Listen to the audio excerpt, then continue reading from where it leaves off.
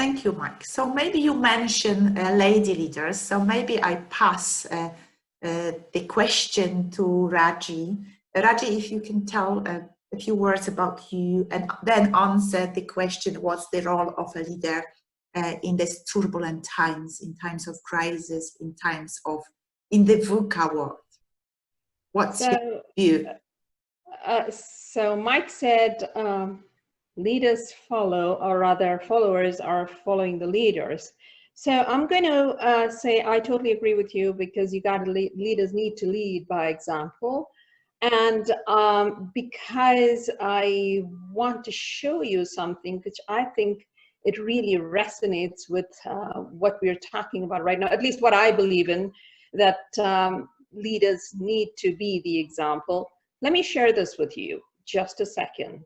I think for people who say, it's not my job, I think you may have seen this before, but I really think it's worth seeing it again. For people who say it's not my job, here it is. Can you see it? Yes.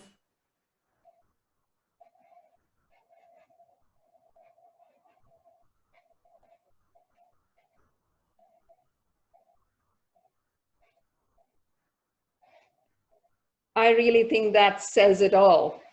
I really do think it says it all.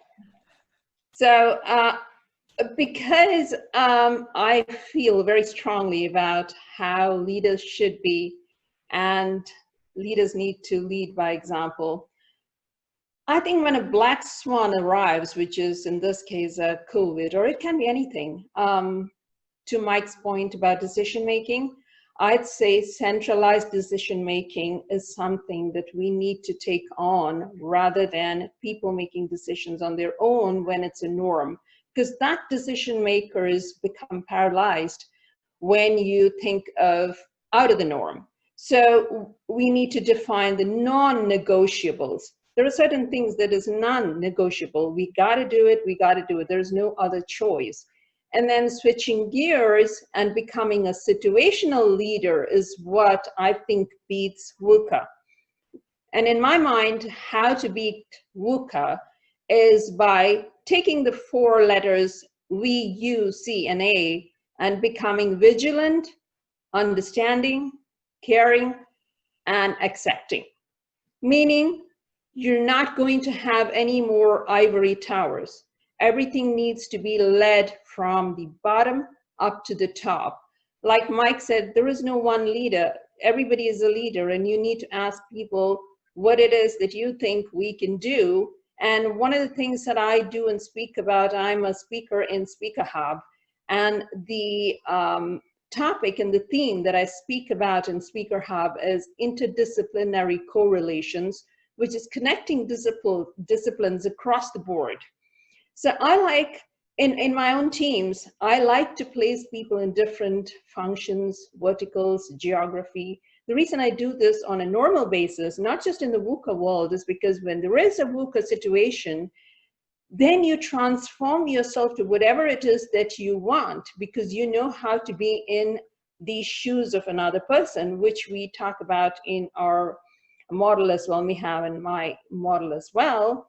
And also I believe in trust, and I know that Gosha always talks about trust, and there is something called a return on trust, which actually you can measure, and there are videos about it, etc., etc. And there is BPIs that I also use, which is the business performance indicators. Now, you can't lead without contradictions, which is something that leaders need to understand, at least in my mind, but that needs to be dealt with in a very glacial way. And sometimes you have to be the oddity to transform, meaning dealing with unconscious bias, for example, and sometimes diversity. I know somebody talked about diversity today, and for me, when I'm recruiting people, this is my thought. I would love to hear you guys, what you think about it.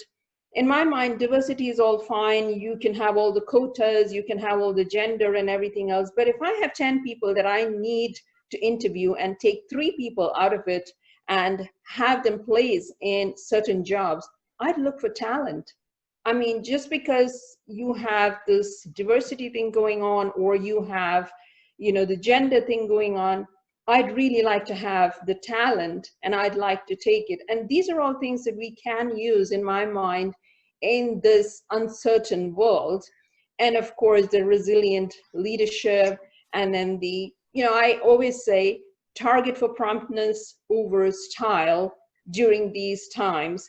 And the integrity of the leaders really tested very, very hard, and they're scrutinized by the followers. So good leadership is not just about producing results at all costs, but it's also about whether the results will benefit the teams that deal with them, or team that deals with them. So the leader will have to please all the stakeholders. And it's also about the cost of action and inaction.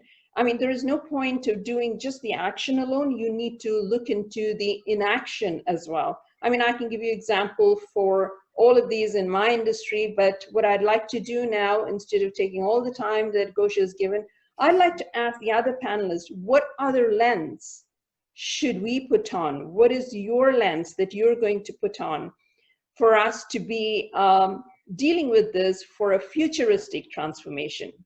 Over to you guys.